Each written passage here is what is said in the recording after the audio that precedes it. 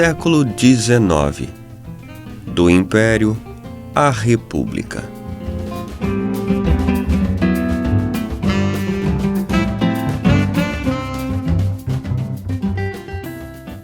O Brasil entrou no século XIX como colônia e chegou a 1900 como país independente. Entre 1822 e 1889 foi uma monarquia, depois uma república. A escravidão era o regime de trabalho dominante. A partir de 1888, o trabalho tornou-se livre. A mudança de fundo foi definida pelo professor Luiz Felipe de Alencastro, um dos organizadores da série A História da Vida Privada no Brasil. No século XIX, segundo ele, o Brasil se europeizou. Trocou elementos marcantes de uma sociedade colonial, na qual até pouco tempo se falava tupi, para assumir gostos e padrões de comportamento importados da Europa. O grande marco dessa transformação é 1808, ainda sob o domínio de Portugal, quando a corte de Dom João, príncipe regente, desembarca no Rio de Janeiro, com nobres, ministros, militares e burocratas para fugir de Napoleão Bonaparte. Foram 15.000 pessoas que se mudaram para o Brasil, num caso inédito de transplante integral de uma elite da sede de um império para a sua colônia. Dona dos melhores empregos e dos postos de mando, essa gente vai comandar, influir e transformar, importando costumes, riquezas e modas. Quer escolas, jornais e livros. Gosta de música e vai ensiná-la a seus escravos, lançando sementes duradouras. Importa governantas para suas crianças, tutores e mestres para seus jovens, intelectuais que viram guerras e revoluções. Em 1816, com a missão francesa, desembarca no Rio o pintor Jean-Baptiste Debré, discípulo de Jean-Louis David, o retratista da Revolução Francesa de 1789. Dom João chegou e abriu os portos do Brasil, encerrando 3 séculos de monopólio comercial lusitano. Em poucos anos, a cidade do Rio de Janeiro tornou-se o abrigo de estabelecimentos comerciais estrangeiros. Ingleses no início, franceses mais tarde. Com a independência, surgem novas ondas de consumo e os hábitos ainda vão sofisticar-se. Chegarão roupas importadas, relógios, pianos para as mocinhas de boa família. Florescimento cultural. A europeização irá produzir, num fluxo regular e contínuo, década após década, um país que também procura ideias e novidades. O Brasil abrigará movimentos literários, autores afinados com ideários variados, críticos severos da sociedade da época. Ir ao teatro chega a ser uma atividade quase corriqueira na vida de quem pode, e assim se projeta João Caetano, mestre de uma época que revela os primeiros autores e atores brasileiros. A literatura amadurece aos saltos, num ambiente de rodas literárias, salões e redações de jornal. Até o fim do século, aparecerá um belo punhado de bons romancistas, como José de Alencar, vários poetas, como Castro Alves, um público que lê e comenta o que se publica, e também um gênio de longo alcance, o escritor Machado de Assis. Os brasileiros cultos vão sofrer com o romantismo, refletir com o realismo, escandalizar-se com o naturalismo. É um ambiente extremamente elitizado, onde o abismo social é ainda mais reforçado pela escravidão, mas que produz progressos na música, tanto erudita, com Carlos Gomes, como popular, com Chiquinha Gonzaga. A ideia da independência revolucionária, francesa e radical, foi tentada com sangue, suor e lágrimas em 1817, no Recife. Afogada em fuzilaria, cria lideranças como Frei Caneca, que estará com a independência em 1822, e contra Pedro I, 2 anos mais tarde. A inspiração de Pernambuco são as colônias inglesas do norte e também o símbolo vivo de 1789, Napoleão Bonaparte, exilado na ilha de Santa Helena, cujo resgate os revolucionários pernambucanos chegam a planejar. O impulso para o 1822 veio da metrópole para a colônia. Em 1820, na Revolta do Porto, os portugueses se mobilizam contra a monarquia de João VI, cada vez mais acomodado no Rio de Janeiro, e elegem as cortes, uma espécie de parlamento. Aceitam a monarquia, mas querem constituição. Também querem restaurar as prerrogativas de metrópole, ameaçadas depois que o Brasil foi elevado à condição de Reino Unido. Em 1822, Dom João VI é emparedado por uma assembleia radicalizada no Rio de Janeiro, que reúne os alfaiates e sapateiros, o baixo clero, os escalões inferiores do funcionalismo e trabalhadores livres. Uma delegação é enviada ao palácio para apresentar a exigência de que o monarca se subordine às cortes constituintes. Capaz, em 1808, de mudar o endereço da coroa portuguesa para não perdê-la, Dom João VI concorda com o que lhe pedem. Leva para Lisboa seus poderes diminuídos e humilhados, mas arcas carregadas de tanto ouro que o Banco do Brasil, que fundara, vai à falência. Progressista na Europa, o movimento revolucionário de Portugal muda de natureza na travessia do Atlântico, porque não pode ter resposta para o tema que mobiliza o continente, a questão nacional. As cortes ajudam a criar no Brasil uma situação de pré-insurreição. Solidários com seus chefes de Lisboa, militares portugueses estacionados no Brasil rebelam-se contra o príncipe que representa a monarquia. Já tropas brasileiras estimulam a rebeldia do príncipe, que pode representar a independência.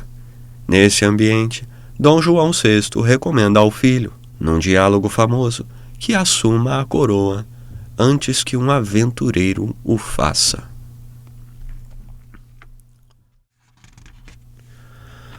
Processo de independência.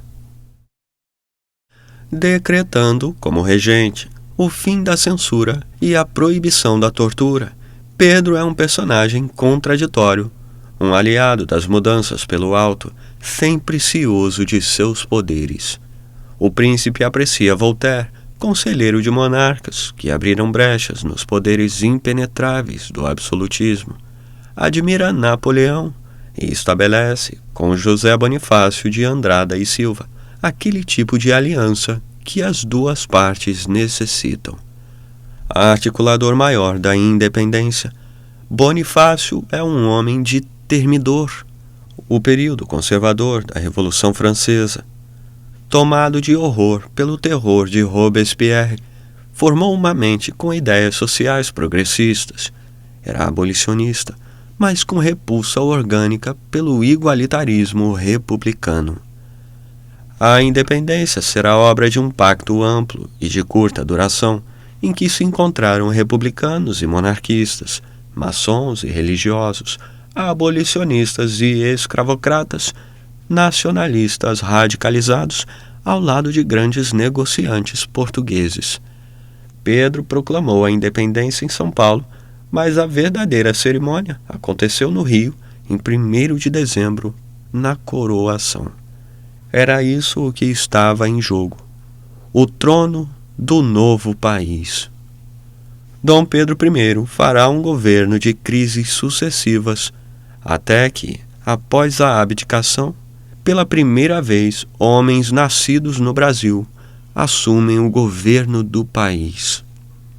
Pedro II será um imperador conhecido pela capacidade de sobrevivência e por empurrar problemas sem resolvê-los. Em seu reinado, o Brasil enfrentou e venceu a Guerra do Paraguai. Os aristocratas do café se consolidaram como a facção mais influente e poderosa da economia. No início, bancado pelos expoentes do tráfico negreiro, que financiaram um Estado que nascera quebrado, o Brasil foi a última nação independente da América a suprimir o cativeiro. Pedro II passou anos estimulando a abolição com gestos simbólicos. Distribuía títulos de nobreza a fazendeiros que emancipavam seus escravos. Era amigo do engenheiro André Rebouças, negro, que frequentava a corte. Mas só. Fim da escravidão. A abolição no Brasil foi mais difícil porque a dependência do trabalho negro era imensa. Nos Estados Unidos, onde os escravos se concentravam no sul do país, o cativeiro durou quase um século depois da independência e só foi abolido no fim de uma guerra. No Brasil, os escravos estavam em toda a parte, nas fazendas, no trabalho doméstico, na sapataria e na tabacaria, nos serviços do porto. Famílias remediadas tinham 1 ou 2 escravos de ganho que fabricavam doces e saíam à rua para vendê-los. Também era possível comprar um escravo que seria alugado para terceiros. Na Guerra do Paraguai, ficou provável que era possível mandar o escravo para o campo de batalha, enquanto seu proprietário podia aproveitar a vida no rio. Se o país inteiro girava em torno da agricultura, esta girava em torno do trabalho negro, no plantio, na colheita e no transporte. Como num espelho, os interesses de quem possuía escravos estavam representados em todo lugar, na imprensa, no ministério, no parlamento, nos grandes negócios. A abolição será paulatina e vai consumar-se quando não mais prejudicar os interesses que protege e beneficia. No dia 13 de maio de 1888, quando a princesa Isabel assina a Lei Áurea, projeto de lei do gabinete João Alfredo, aprovado na Câmara com 9 votos contrários, o trabalho negro já havia sido substituído pelos imigrantes assalariados nas fazendas mais modernas e produtivas. Representados por Antônio Prado, senador por São Paulo e membro de uma das mais ricas famílias da província, os fazendeiros debateram e negociaram o fim da escravidão. A abolição foi um movimento social profundo. Antes dela, sempre houve focos de resistência negra, com a contundência e a eficácia possíveis a cada momento. Um caso como o de Zumbi, que forma uma espécie de autogoverno em plena colônia, só se compreende na baderna institucional do Brasil do século XVII. Os casos mais comuns são de uma resistência cotidiana e diária, que implicavam a conquista de melhores condições de trabalho e um tratamento menos desumano. Coube ao brasilianista Stuart Schwartz, autor de Segredos Internos, descobrir, em arquivos oficiais, documentos referentes a uma rebelião escrava no século XVIII e que, ao lado de outros relatos, ajudam a formar um retrato mais realista do cativeiro, onde os escravos trabalham, negociam e também lutam para obter melhorias, como descanso semanal e terra para plantio. No século XIX, os negros chegam aos tribunais para reclamar por seus direitos. A causa mais comum era a conquista da alforria recebida em testamento do antigo senhor, mas que os herdeiros tentam revogar à força, conta o professor Sidney Chalhoub, autor de Visões da Liberdade. Um impulso decisivo para a mudança no cenário é a influência externa. Abolida a escravidão em seus domínios, a Inglaterra, principal potência da época, grande comerciante de escravos no século anterior, passa a combater o tráfico que se destinava à América. Sua esquadra pressiona governantes e aprisiona navios. Joaquim Nabuco é o personagem que assume a causa abolicionista com um radicalismo que ela merecia, cobrando responsabilidades de quem tinha. Instruído e formado pela Anti-Slavery Society de Londres, Nabuco lutará pela abolição em prazo curto com a reforma agrária, uma cópia do modelo aplicado nos Estados Unidos, que permitiu, depois da abolição, que o negro se integrasse à sociedade daquele país sob condições menos desiguais. Atrasada e mal feita, a abolição no Brasil deixará uma herança social pesada, que atravessou sem maiores alterações a mudança de regime que aconteceria no ano seguinte, como tão bem demonstra o movimento de Canudos, liderado por Antônio Conselheiro, uma luta contra a miséria e o abandono. Costuma-se exagerar o papel da abolição na proclamação da República. Embora o 15 de novembro tenha ocorrido apenas 1 ano e meio depois do 13 de maio, a relação entre os dois acontecimentos é menos evidente do que parece.